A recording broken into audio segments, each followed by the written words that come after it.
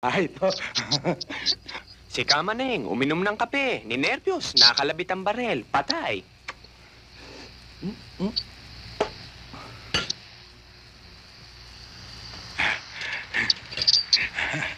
Si Aling Titing.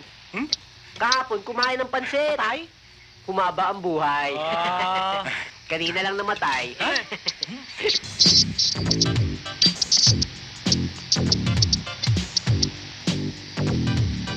Irene! Uy, ulap! Ano, kumusta ka?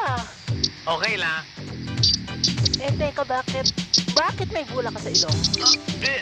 Masyado kasi pollution sa labas eh. Pero kasi aircon naman dito, kaya alisin na lang natin, ha? Tanggalin natin. Oh, kumusta ka? Bakit? Nababaho ang kasayning ako?